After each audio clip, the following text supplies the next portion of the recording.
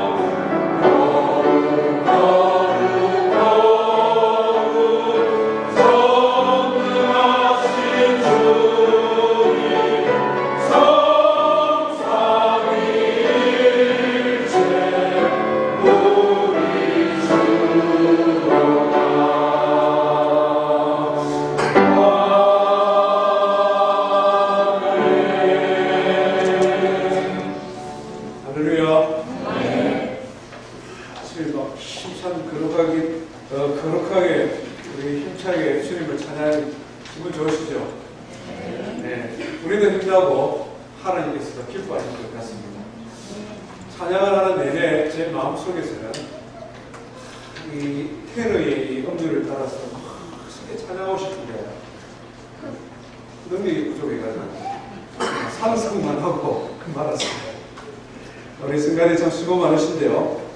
우리 자매님들은 우리 몽골 선교 하셨던 분들 기원하면 좀 또 이렇게 자리가 채워지기가 싶고요. 우리 남자 선생님 이런 찬양 이렇게 코러스로 부르면 막 가슴이 좀 두근두근하고 좀 이렇지 않습니까?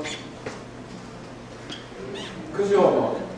그렇잖아요. 주일 아침에 일주일 동안 우리 직장생활하고 피곤하지만 아침에 이런 찬양을 확 부르면 저도 모르게 그냥 몸이 붕 떠서 그냥 하늘 앞에 천국 앞에 가는 거 안 같습니까? 우리 남자 선배님 승가대에 많이 조인하시길 바랍니다. 우리 청년들도 찬양팀 하는 것도 좋고요. 승가대원들 하는 것도 좋습니다.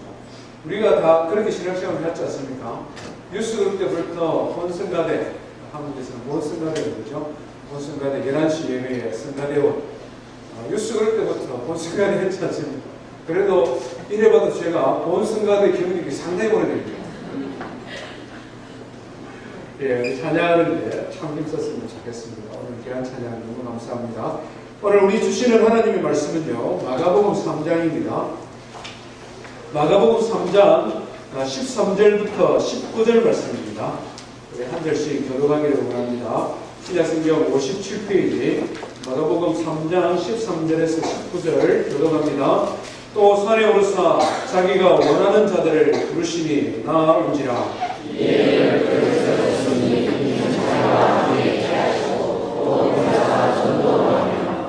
귀신을 내쫓는 권능도 가지게 하려 하심이니라.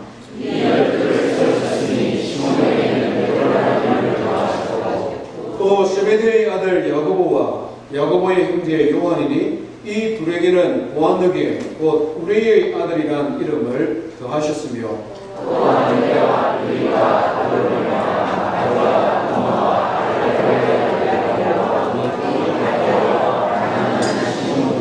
같이 했습니다. 또 다른 유다를 이기는 예수를 한 자라. 아멘.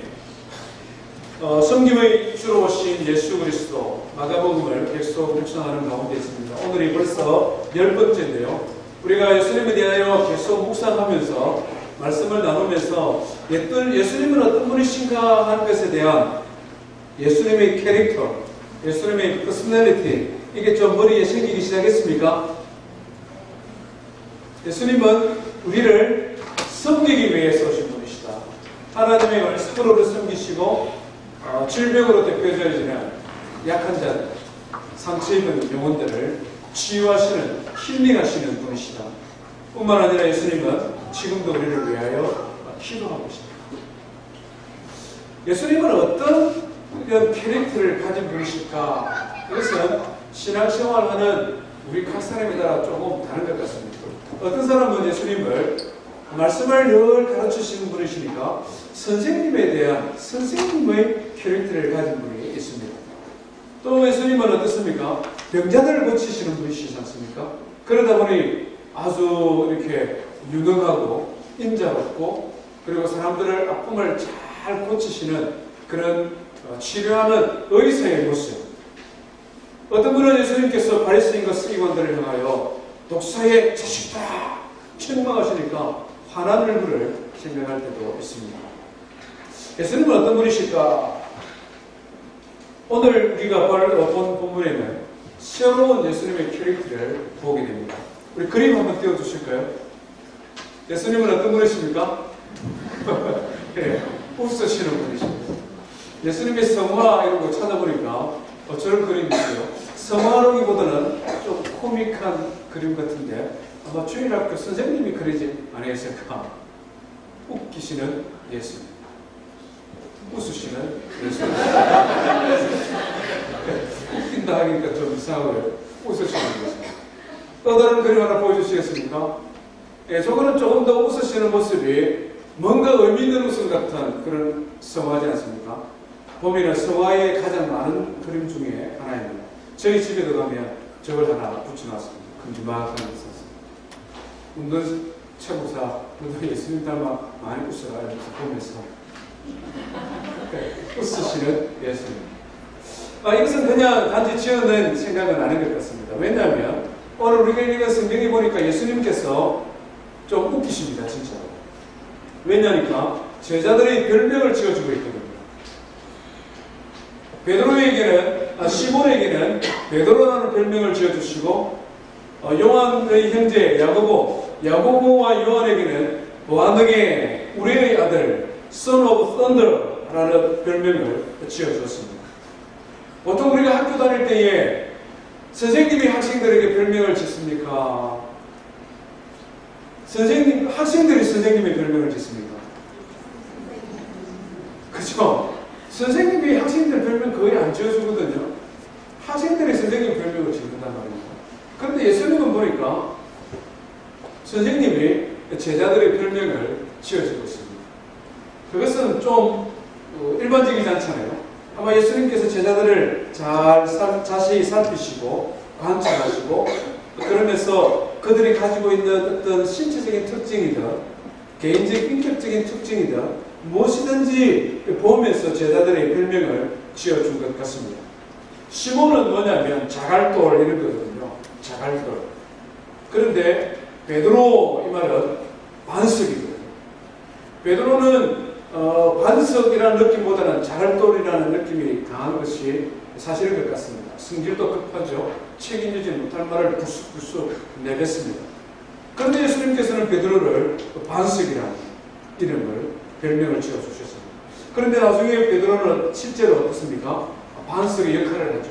초대교회에 예수님의 12제자 가운데 가장 나이가 많은 리더십을 발휘하는 형님, 큰 형님 같은 진짜로 자갈돌이 반석으로 변화되어 있는 것도 보게 됩니다. 야고보나 요한은 목소리가 좀 큰 사람이었는지 왜 우리의 아들 Son of Thunder라고 별명을 지었는지 정확하게는 모르겠습니다. 이 번개, 이것은 장단점이 있지 않습니까? 죄지면 번개만 입니다. 부정적인 의미죠. 번개가 치니까 막 무섭고 막 그렇잖아요. 그런데 또 이렇게 번개는 뭡니까? 굉장히 빠릅니다. 엄청난 전기가 발생합니다. 땅에 번개가 팍 취하면 땅에 있는 아모니아라든지 산성화되어 있는 이런 모든 요소들이 질소로 샥 변화됩니다. 땅에 번개가 팍 칩니다. 그러면 거기가 비옥한 토양입니다. 야고보와 요한이 나중에 예수님이 부활 승천하시고 난 다음에 정말 Son of Thunder, 우레와 같이 복음을 전하는 그런 사람이 되는 것을 보시고 별명을 지지 아니했을까? 예수님은 이 세 사람에게 별명을 지어줬는데 단지 별명뿐만 아니라 제자들의 구성도 보면 참 예수님은 재밌는 분이구나. 우리가 성경을 쭉 읽어보면 제자들의 이런 캐릭터를 좀 보게 되는데요. 빌립은 어떤 사람이냐면 굉장히 계산이 빠른 사람입니다. 계산이 빠른 사람. 500여의 사건을 한번 생각해 보십시오. 예수님께서 한 2만 명 정도 모였는데 이 사람들이 배가 너무 고픈 걸 걱정을 하셨습니다. 어떻게 이 사람들을 먹이지? 그러니까 적석에서 빌립이 계산을 하는 것입니다. 예수님, 한 5만 명 정도 되고 어린아이들이 몇 명 정도 되어지니까요. 한 2,000달러는 있어야 되겠습니다. 200 데나리온은 있어야 되겠습니다. 그 정도 계산으로 끝나는 것이 아니라 더 나아갑니다. 그런데 예수님, 우리가 무슨 말이 있습니까? 빨리 보내야 돼요. 빨리 보내십시오. 우리가 이 사람들 책임을 묻으니까 빨리 보냅시다. 빌립이 아주 계산이 빠른 사람이죠. 안드레는 어떤 사람이에요? 안드레는 긍정적인 사람, 긍정의 힘. 빌립은 빨리 계산해서 돌려보내야 된다고 하는데 안드레는 어떻게 합니까? 돌아다니더니 어린아이 도시락 하나 딱 가지고 예수님께 예수님 이거라도 드십시오. 드시라니. 안드레하고 빌립은 완전히 다르죠. 도마는 뭡니까? 도마는 우리가 별명을 도마를 뭐라고 짓죠? 의심하는 도마라고 하지 않습니까? 의심하는 도마. 아마 굉장히 도마는 무엇이든지 정면으로 사람 안 보는 사람 가는 있죠. 우리 간혹 보면 사람하고 이야기할 때 이렇게 얼굴을 보면서 이렇게 이야기를 안 하고 이런 사람 가만히 있단 말인데 뭐든지 사선으로 봅니다. A라고 A라고 들어야 되는데 A라고 하는데 A 다시 B 아니야 C 뭐 이런 사람들 있지 않습니까? 뭐든지 이렇게 보는 아마 동안에 조금 그런 게 있었던 것 같아요. 뭔가 세월이 있어요. 이런 사람. 바돌로메 같은 사람은 또 어떻습니까? 굉장히 신중한 모습이거든요. 바돌로메는 예수님이 한 말씀하시면 그 깊은 뜻이 뭘까? 잠도 안 자는 사람이에요. 한 말씀하면 뭐 그렇게 하면 되는데 뭔가 깊은 뜻이 있을 거예요. 분명히 뭔가 있어요. 바돌로메 같은 사람. 제자들의 구성이 이렇게 다양한 걸 보면 이 다양한 제자를 이끌어가는 예수님의 모습을 우리가 보게 되지 않습니까? 획일적인 것. 그래서 전부 다 내 스타일대로 똑같아야 되면 편하기는 할 겁니다. 그렇지 않습니까? 내하고 비슷한 사람들끼리 모여있으니까 편하잖아요.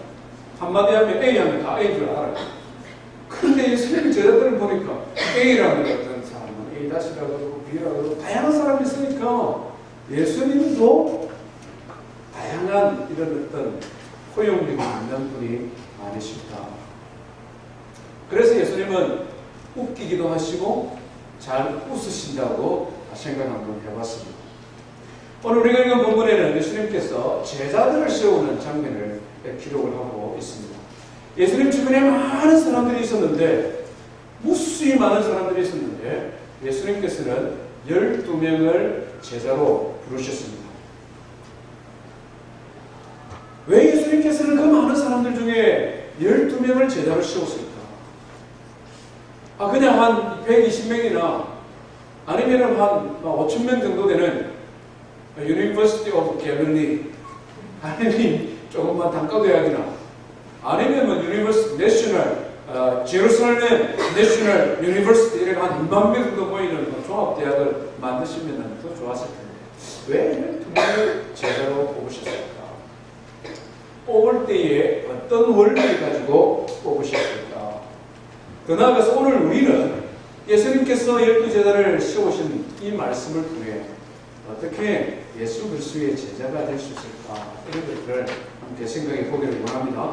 먼저 오늘 13절 말씀은요, 예수님께서 제자들을 세우셨는데 어떤 원리 속에 제자를 부르셨는지 그것을 가르쳐 줍니다. 우리 13절 말씀을 다시 한번 읽겠습니다. 시작. 또 산에 오르사 자기가 원하는 자들을 부르시니 나 온지라.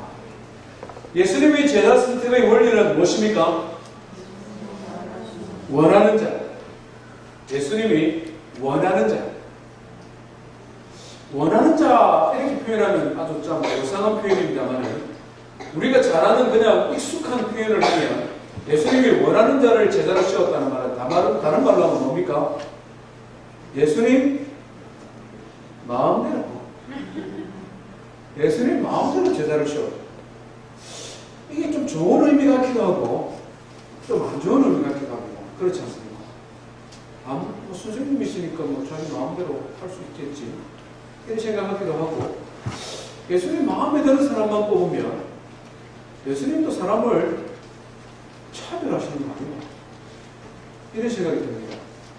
예수님이 자기를 원하는 자를 제자로 세우셨다. 이것은 이런 어떤 아주 표면적인 의미 말고 깊은 의미가 있는 것 같습니다. 어떤 의미가 있겠습니까? 예수님이 자기를 원하는 자를 세우셨다는 말은 다른 말로 하면 하나님의 아들 되신 그분이 하나님의 뜻을 따라 제자를 선택했다는 것입니다. 다른 말로 하면 주님이 세운 사람은 세상 사람이 이렇게 저렇게 변동할 수 없다는 하나님의 주권적인 선택이라는 것입니다. 하나님의 주권적인 부르심이라는 것입니다. 더 나아가서 지금은 제자들이 어설프지만 장차 이 제자들이 예수 그리스도를 증거하는 복음의 사도가 되어 그들은 전체 다 순교하는 데까지 나아가는 것입니다. 더 나아가서 천국 문에 12보좌에 앉을 하나님의 사람으로 하나님께서 의지를 가지고 선택하셨다는 것을 우리에게 말씀해주고 있는 것입니다. 주권적인 선택이다. 오늘 이 시대의 기독교 신앙 속에 좀 위험한 교회의 주장들이 있습니다. 그것이 뭐냐면 신사도운동이다 하는 것입니다. 신사도운동. 예수님 당시에 이스라엘에 예수님의 12제자들, 12사도가 있은 것처럼 오늘 이 시대에도 새로운 사도들이 있다 이렇게 주장합니다. 새로운 사도들이 있어서 이 사도들은 예수님의 제자들이 예수님의 가르침을 받아서 성경을 기록을 하고 성령하고 순절 성령 감림의 능력을 받아 각양 표적을 행하고 그리고 하나님의 말씀을 기록하는 예수 그리스도의 사도가 된 것처럼 오늘 이 시대에도 세계 곳곳에서 사도적 영성을 가진 하나님의 사람들을 하나님을 세우신다 이렇게 이야기합니다. 그러면서 예언의 은사도 있고 하나님으로부터 받은 직통적인 계시도 은사도 받아서 지역마다 하나님의 사람을 세우시기도 하고 그 사람들을 통하여 마지막 시대에 하나님이 일하신다. 소위 말하는 신사도. 아마 시간이 그렇게 많지 않기 때문에 이것에 대하여 오랜 시간을 말씀을 드리지 않겠습니다만 신사도는 아니다. 예수님께서 12사도를 세우시고 그들에게 성령의 기름을 부으셔서 하나님의 말씀을 기록하게 하고 그 말씀을 통하여 오고 오는 모든 시대 속에 하나님의 교회를 섬기게 하신 것은 예수 그리스도의 주권적인 선택이고, 그 선택은 예수님이 살아계실 때 선택한 것으로 이미 종결되어졌다. 예수님의 주권적인 선택입니다. 예수님의 주권적인 선택이 또 다른 의미를 가지는데요. 그 선택받은 몇몇들을 살펴보면 하나님 우리에게 주시는 교훈이 있습니다. 우리가 일반적으로 사람을 선택할 때는 어떤 사람을 선택합니까? 우리가 신학기 되어서 자녀들이 대학을 가는데 한번 생각해 보십시오. GPA도 보고, ACT도 보고, SAT도 보고, 프린시플의 레커멘데이션도 보고, 봉사활동을 얼마나 하는지도 보고, 그 중에서 뛰어난 사람들만 뽑습니다. 회사에 입사할 때도 그렇지 않습니까? 입사할 때도 이렇게 이력서를, 레주메를 탁 내면은 그 많은 레주메 가운데 제일 유능한 사람들을 뽑지 않습니다. 예수님께서도 제자들을 그 많은 사람들 중에 12명을 뽑았는데 유능한 사람들만 뽑아야 되는 것이 상식적입니다. 그런데 예수님의 제자들은 어떻습니까? 오늘 우리가 읽은 본문에서 보는 것처럼 적어도 12명 중에 4사람은 어부입니다. 그 당시에 어부는 오늘 시대처럼 유능한 사람들이 아니었던 것 같습니다. 집도 없고, 논도 없고, 밭도 없고, 장사할 만한 자문도 없고, 한올 수 없이 강가에 가 금을 던져 고기 잡아 그거 가지고 먹고 사는 사람이 제자들입니다. 마태 같은 사람은 어떤 사람입니까? 사람들에게 죄인이라고 손가락질 받는 저 로마의 앞자리, 악독한 그물이 같은 놈, 이것이 레위, 마태입니다. 제자 가운데 유다라는, 가룟 유다 말고 또 유다라는 사람이 있었는데, 이 사람들은 열심장입니다. 가슴에 품에 단도를 하나씩 가지고 다는데, 단도의 이름이 뭐냐면 시카리. 이름도 겁납니다. 시카리. 시카리가 뭐냐면은 이 사람들은 누구든지 로마 앞잡이나 로마 사람을 기회만 있으면 잡아서 죽여버립니다. 로마로부터 독립하기 위해서. 우리 대한민국의 독립투사들하고 비슷한 느낌입니다. 열심장, 시카리가 있었습니다. 또 어떤 사람이 있었습니까? 바돌로메나 또는 몇몇 제자들 가운데는 밥 먹는 것도 금식하며 옷도 고급스러운 옷을 입지 아니하고 사막에 가서 하나님 앞에 기도하는 경건주의자들이 있었습니다. SNF하다 성경은 이렇게 이야기하는데요. 세례 요한의 제자들, 이 사람들은 어쨌든 하나님 앞에 기도하는 사람들이 이스라엘의 독립을 주십시오. 굶어가며 이 사람들은 기도하는 사람. 그런 사람이 있는가 하면은 가룟 유다와 같이 배신하는 사람이 있습니다. 선생님을 그냥 은30에 팔아버리고 배신하는 이런 사람들도 있습니다. 예수님께서 특별히 주권을 가지고 부르셨는데 그 부르는 사람들의 면면을 보니까 평범 이하입니다. 이것은 무엇을 말합니까? 예수님의 부르심은 철저히 은혜에 기초한 부르심이라는 것입니다. 예수님의 부르심은 차별하는 부르심이 아니라 오히려 세상에서 평범보다 못한 사람들, 그들을 불러주셨다는 것입니다. 12명이라는 제안을 들은 것은 가장 효과적인 가르침을 위하여 어쩔 수 없는 최소한의 선택이라면, 그 선택받은 몇몇의 사람들을 살펴보면 그 중심에는 예수님께서 그들을 평가하고 판단하고 그래서 정죄하는 것이 아니라 그들을 철저히 하나님의 은혜 가운데 그들을 선택해 주셨다는 것입니다. 예수님의 부르심의 원리는 은혜입니다. 이 말씀을 기억하면서 묵상하면서 우리 교회를 한번 생각해 봤습니다. 넓은 장로교회 함께 모여 예배하는 우리 공동체를 한번 생각해 봤습니다. 우리 공동체도 참 하나님께서 우리를 은혜로 부르주셨다, 이 생각을 해보게 됩니다. 그렇지 않습니까? 우리 모습을 한번 보십시오. 어디에 내놔도 부끄럽지 않는 그런 성숙한 성도님들도 있습니다. 보기만 해도 끔찍한 그런 성도님들도 있습니다. 그런 가운데는 또 어떻습니까? 불안한 분들도 계시지 않습니까? 좀 불안한 사람들. 예수님 믿고 하나님 앞에 세례도 받고 집사직분도 받고 신앙생활을 하긴 하는 것 같은데 한 번씩 보면 그냥 왔다 갔다 하거든요. 그래서 좀 불안한 사람도 있습니다. 그런 가운데 어떤 분도 있습니까? 진짜 걱정되는 분도 있지 않습니까? 하나님 앞에 나와 예배하기도 하는데 물어보면은 지금도 믿을까 말까 고민한다는 거예요. 아니 지금 신앙생활하고 하나님 앞에 예배하고 잘 하는데 그거 물어보면은 예수님 어디 계십니까? 마음에 있는 것 같기도 하고 하늘에 있는 것 같기도 하고 저 밖에 있는 것 같기도 하고 왔다 갔다 하는 분도 있다는 것이죠. 최홍사는 어떨까요? 우리 회중이 저 닮은 것 같습니다. 내일부터 이제 교단 목회자 모임 한 22명 모임이 가는데요. 뉴저지에서 저를 이렇게 라이드 하시는 목사님을 보이시니까요. 우리 이수 고신교단 이런 분이 있는지 최근에 알았습니다. 이분은 진짜 기도 많이 하시는 분인데요. 저를 라이드 하는 분이 누군지는 알고는 해야 되겠다 싶어서 이제 이렇게 그분을 교회 웹사이트도 들어가고 부흥회도 많이 다니시는 분이에요. 좀 이력을 보니까 다른 분들이 적어놓은 이력이에요. 자기는 이력이 아니라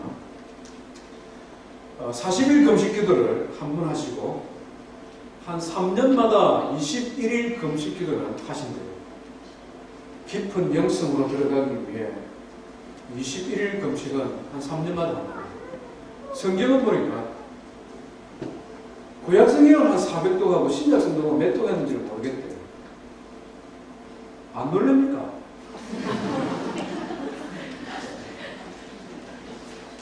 저는 그분을 서보경인지 제가 이름이 지금 자신이 안 나는데 저를 라이드 할 분이 이분이니까 연락하십시오. 그래서 이분이 누군지 사진이라도 한번 보려고 들어갔더니 와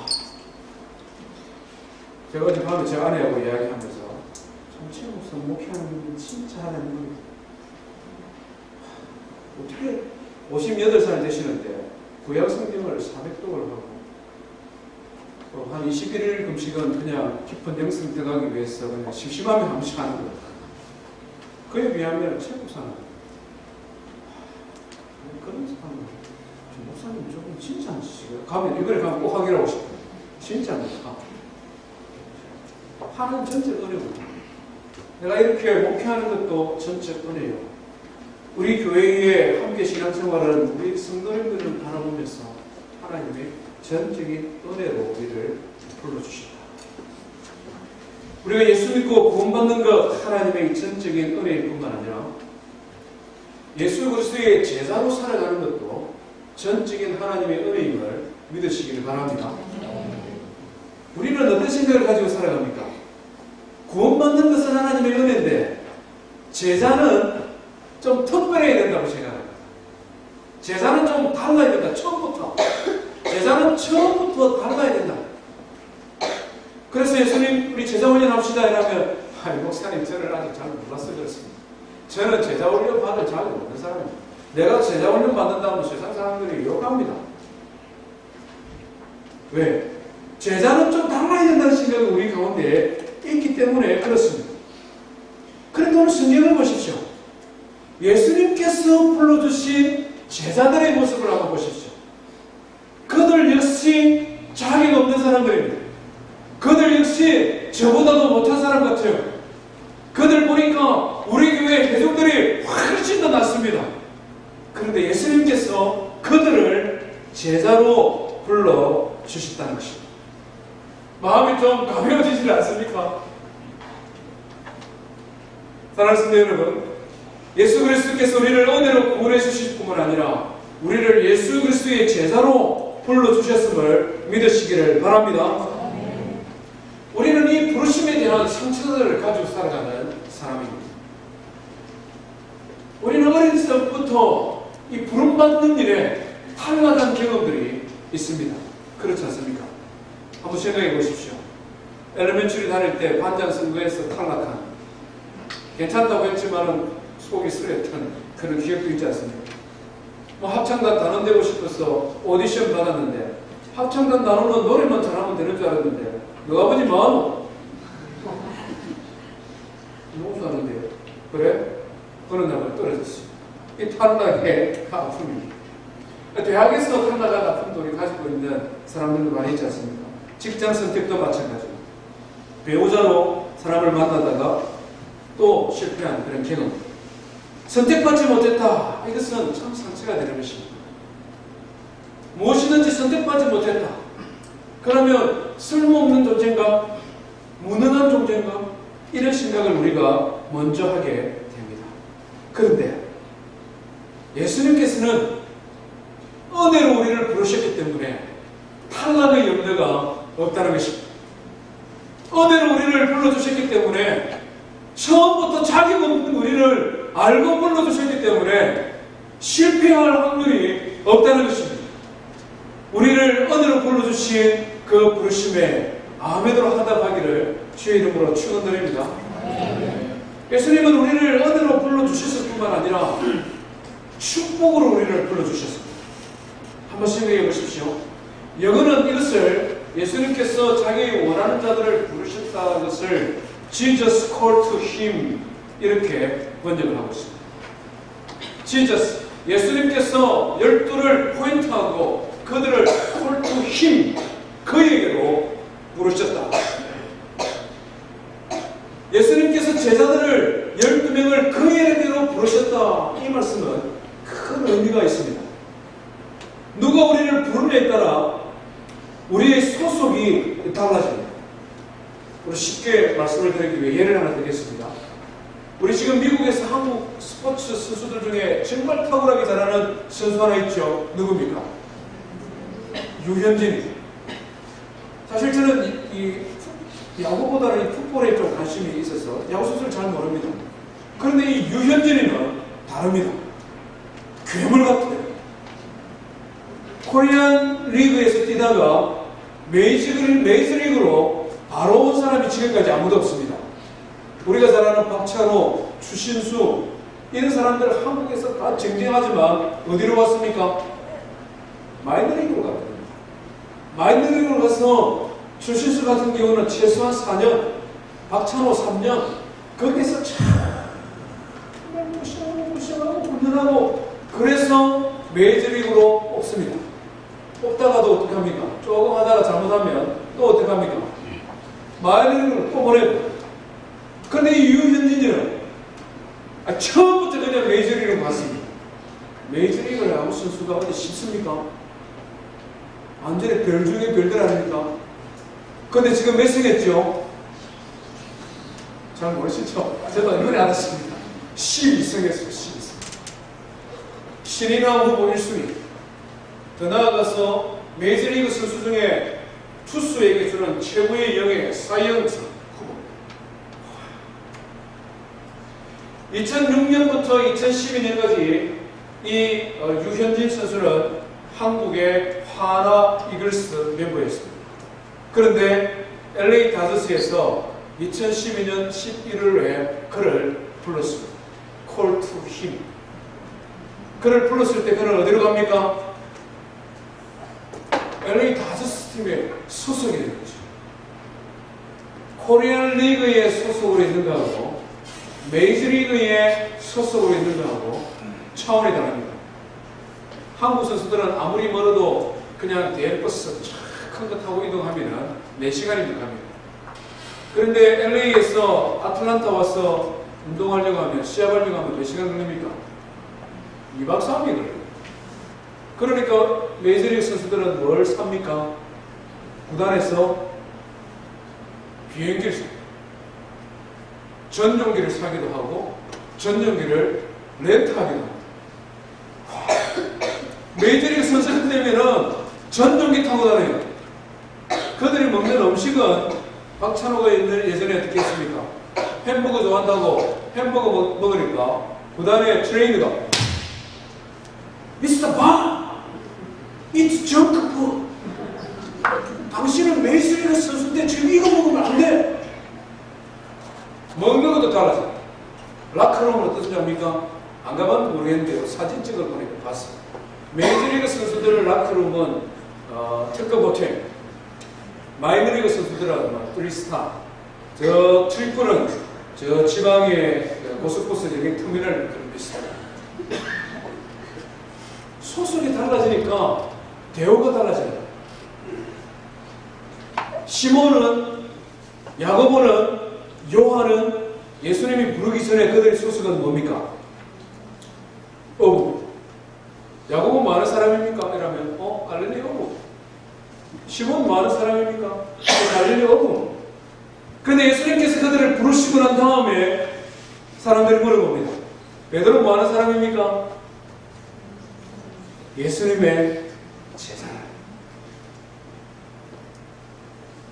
마태 쉐리로 있을 때 그를 부르면 뭐랍니까? 이름도 안 부르죠. 나도.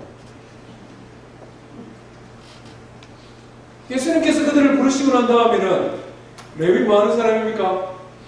예수님의 제자.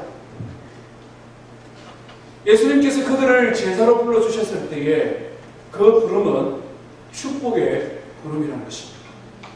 그들이 예수님의 부름에 받아 예수님 앞에 나아왔을 때에 비록 부족하고 연약하고 평균 이하의 정말 평균보다 못한 사람들이었으나 주님께서는 그들을 제자로 삼아주셨습니다. 주님 앞에 나아왔을 때에 그는 살아계신 하나님의 아들을 따르는 제자가 되었습니다. 나아가 그들은 12사도가 되었습니다. 그들은 예수 그리스도의 복음을 위하여 순교하는 자리까지 나아갔습니다. 그들은 요한계시록의 말씀을 통하여 저 천국의 영광스러운 하나님의 보좌 우편에 이스라엘의 12지파의 족장들과 함께 그 주님의 영광스러운 보좌 우편에 앉는 자들이 되었습니다. 그들의 소속이 변화되어졌기 때문에 그렇습니다. 사랑하는 성도 여러분, 우리는 누구의 소속으로 부름받았습니까? 우리는 예수님의 제자로 부름받은 사람들입니다. 우리는 직장에서, 우리는 가정에서 다 나름대로의 소속이 있습니다. 그곳에서 우리는 생활합니다. 그러나 우리가 예수 그리스도의 제자로 부름받았다는, 예수 그리스도의 자녀로 부름받았다는 우리의 소속, 우리의 아이덴티티를 기억하며 살아가는 성도 되기를 주의 이름으로 축원드립니다.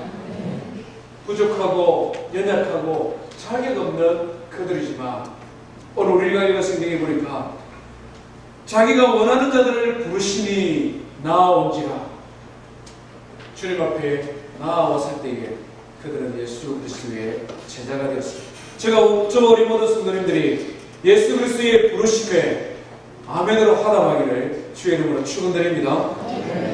두 번째 오늘 우리가 살펴볼 것은요, 왜 불렀느냐? 왜 불렀느냐? 불렀으면 목적이 있을 것 아닙니까? 우리 14절 같이 했습니다. 시작. 이에 12를 세우셨으니 이는 자기와 함께 있게 하시고 또 보내사 전도도 하며. 예수님이 부르신 첫 번째 목적은 뭡니까? 자기와 함께 있게 하십니다. 예수님이 제자들을 부르신 목적은 굉장히 심플합니다. 함께 하기 위해서. 예수님이 좀 외로우셨거든요. 그렇지 않습니까? 예수님께서는 세상을 구원하시기 위해 이 땅에 오셨지만 예수님의 가르침을 이해하지 못하는 사람도 있었고 예수님을 노골적으로 반대한 사람도 있었고 많은 군중들은 필요를 따라왔다가 밀물처럼 몰려왔다가 썰물처럼 빠져나가 버리니까 예수님께서 좀 외로우셨던 것 같아요. 그래서 예수님께서는 함께 있고 싶어서 제자들을 부르셨다. 함께 있고 싶었다. 이거 한번 생각해 보십시오. 저는 참 감사합니다. 예수님이 저를 불러주셨는데 다른 목적보다는 함께 있고 싶은 그거는 저 할 수 있을 것 같거든요. 그렇지 않습니까? 그거는 할 수 있을 것 같아요. 제가 무슨 특별한 능력이 있어서 제가 무슨 대단한 은사가 있어서 예수님께서 저를 불러서 천명 전도하는 해라 그것을 불렀다 이러면 얼마나 부담가겠습니까? 예수님께서 저를 불러서 너는 21일 금식을 한 50번 해 이렇게 그럼 저는 먹는 제목이 얼마나 좋은데 그걸 위해서 부르셨다면 저는 좀 생각해요. 아무리 아버지가 약속했대도 너 잠깐만 생각해. 그랬을 것 같아요. 그런데 예수님께서 같이 있고 싶어서 불렀다. 잘 시각 안 나시죠? 우리가 다 이 현대와 관련된 회사에 살기 때문에 진짜 쉬운 예를 들면 우리 정몽원이 정의선 그 위에 아버님은 연세가 높은 어른이기 때문에 정의선 저하고 동갑이라고 봅니다. 몽고메리 모을 때마다 저를 부른다 생각해 보십시오. 몽고메리 회사에 일이 있어서 오지만 좀 외로우니까 몽고메리의 친구 곁에 올 때마다 아니면 오기 전에 내가 며칠이나 가는데 곁에 우리 같이 만나서 차 한잔하자. 저는 큰 감동이 없겠습니다만 만약에 우리 죄송합니다만은 이만의 급사니까요. 비슷하고 한 살 차이인데 그렇지 않습니까? 몽골이 친구가 동생뿐이잖아요. 내 언제 가는데 참 갑시다 형님. 기분을 모르셨겠어요. 그 대기업의 회장님이 대기업 회장님이 차 한잔 하자면서 뭐 스타벅스 가서 그냥 아메리카노 하겠습니까? 그것도 좋습니다만은 회장님이니까 뭐 정말 높은 데 가서 그냥 참 우리 전체 동서남북을 한번 바라보면서 이렇게 차 한잔 안 하겠습니까? 예수님이 살아계신 하나님의 아들이 온 세상에 구원자 오신 그분이 그냥 같이 있고 싶어서 우리를 부르셨다는 것. 참 이거 이해하는데 오래 걸렸습니다. 참 이거를 받아들이는데 오래 걸렸습니다. 대학 가서 공부를 하는데 이게 참 걸리는 거예요. 어려서부터 아버님이 저를 목사로서 헌신을 했는데 그래서 신학을 확인을 해야 되겠는데 점수도 좀 가깝고 바로 신학대학 가려고 하니까 억울하기도 하고 사회복지를 전공하면 목회에 도움도 될 것 같고 그래서 일반 대학을 갔습니다. 88학번에 꿈나무 88 꿈나무. 근데 대학 가니까 뭐 대학 많은 거예요. 사회과학이지 않습니까? 소셜 웰페어가. 그러니까 이 사람들은 매 대만 신입생 오리엔테이션부터 시작해서 계속 대만 학원, 보험, 학원, 민주화. 처음에는 신났죠. 그거 좋아하고 돈을 그리고 던지고 대만 선배들이 다 그러니까. 그리고 밤에 그 밑에 가서 그냥 한잔하면 저는 술을 안 먹으니까 선배들 동기들 할 것 없이 커지면 데리고 그냥 영화방을 가는 이런 일 하니까 처음에는 재미났어요. 나중에는 어떻습니까? 와 너무한 거. 교수님들은 전부 다 그 앞에 잔디밭에 오시라고 하면 꼭 인민재판 하듯이 하고 민주한다고 그럴 때가 있었습니다. 이건 아니다 싶은 생각이었어요. 내가 지금 뭘 하고 있지?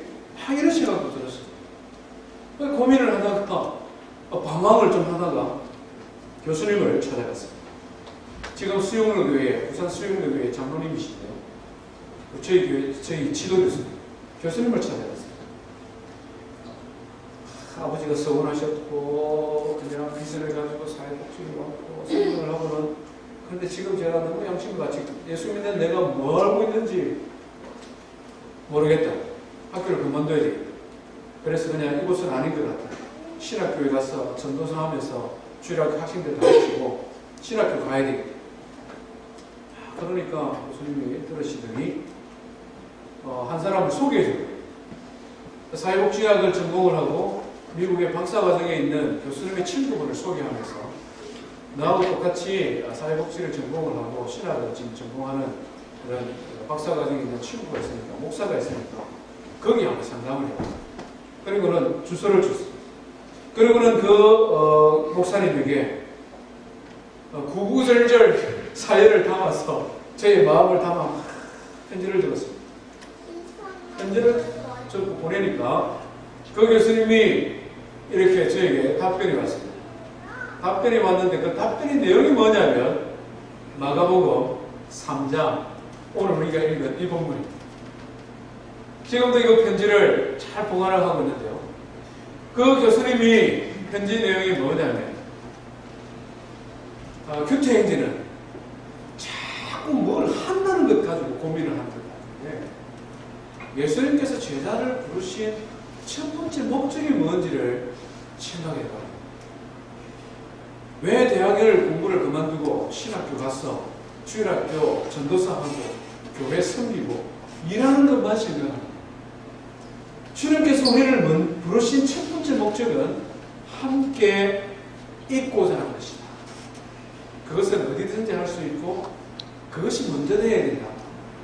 규태행제, 예수님과 함께 하는 것, 그것을 더 깊이 생각하고 그것에 대하여 더 묵상하고 그것에 대하여 더 준비되는 자가 되면 나중에 결국 하나님이 당신을 사용할 것이다. 이런 편지를 받았습니다. 성도 여러분, 우리는 늘 무엇인가 해야 되는 그런 분위기 속에 자라왔습니다. 신앙생활도 그러다 보니까 무엇인가를 자꾸 하는 것을 생각합니다. 그런데 예수님께서 우리를 부르신 첫 번째 목적은 무엇입니까? 함께하는 것입니다. 예수님과 함께하면서 예수님 말씀하시는 것도 배우고 예수님과 함께하면서 예수님께서 어떻게 훈련을 시키는 것도 배우고 예수님과 함께하면서 어떻게 예수님께서 고아와 가부와 가난한 자들을 돕는 것도 배우고 예수님과 함께하면서 어떻게 환자들의 마음을 어루만지는지 그것도 배우고 예수님과 함께함으로 예수님과 먹고 예수님과 마시고 예수님과 자고 예수님과 함께함으로 배우는 것이 진정한 제자 훈련이라는 것입니다. 예수님께서 부활 선천하셨는데 우리가 어떻게 예수님에게 배울 수가 있겠습니까? 이미 부활 선천하셔서 우리 가운데 계시지 않는데 함께하고 싶어도 육체를 입고 예수님이 우리 곁에 계시지 않는데 우리가 어떻게 예수님과 함께 할 수 있겠습니까? 우리는 하나님의 말씀을 통해 특별히 복음서를 통해 예수님이 뭐라고 말씀하셨는지 예수님이 어떻게 생활하셨는지 예수님께서 어떻게 사역을 하셨는지 우리는 예수님과 함께 할 수 있습니다. 아멘. 기도하는 것을 통해 예수님께서 우리에게 가르쳐주신 것처럼 예수님이 하나님 앞에 기도한 것처럼 우리도 기도하는 것을 통해 예수님의 기도를 배울 수 있는 것입니다. 제자훈련이라는 것은 책 하나 떼는 것이 제자훈련이 아니다. 제자훈련은 말씀훈련과 기도훈련을 통하여 예수님과 함께하는 것을 배우는 것입니다. 예수님과 함께하고 나면 예수님을 통하여 배우고 나면 그때 예수님께서는 자연스럽게 우리를 쓰시는 것입니다. 뭘 한다고요? 전도도 하며 귀신을 내쫓는 권능도 가지게 하려 하십니다. 우리 가운데는 함께하는 것을 먼저 터득해야 되는 분들도 많고 전도해야 되는 분들도 계시고 권능이 필요한 분도 계십니다. 그러나 가장 중요한 것 첫 단추는 주님과 함께하는 것입니다. 말씀 훈련하는 것, 기도 훈련하는 것 그것을 통하여 주님은 어떤 분이신지 지금 나를 통하여 이루시고자 하는 주님의 소원이 무엇인지를 알아가는 것 그것을 통하여 주님과 함께함으로 주님께 배우는 성도 되기를 주의 이름으로 축원드립니다. 우리가 9월 이제 제자훈련 시즌이 돌아왔습니다. 사랑하는 여러분, 용기를 가지시고 예수님께서도 그런 제자들을 불러 사도가 되게 하셨는데 우리도 주님 앞에 쓰임받는 제자가 될 수 있습니다. 저와 우리 모든 성도들 예수 그리스도의 이름으로 구원받은 자녀가 될 뿐만 아니라 예수 그리스도의 제자로 쓰임받는 주의 자녀들 되기를 주의 이름으로 축원드립니다. 우리 말씀 기억하며 함께 하나님 앞에 찬송하십시다. 찬송가 430장 주와 같이 길 가는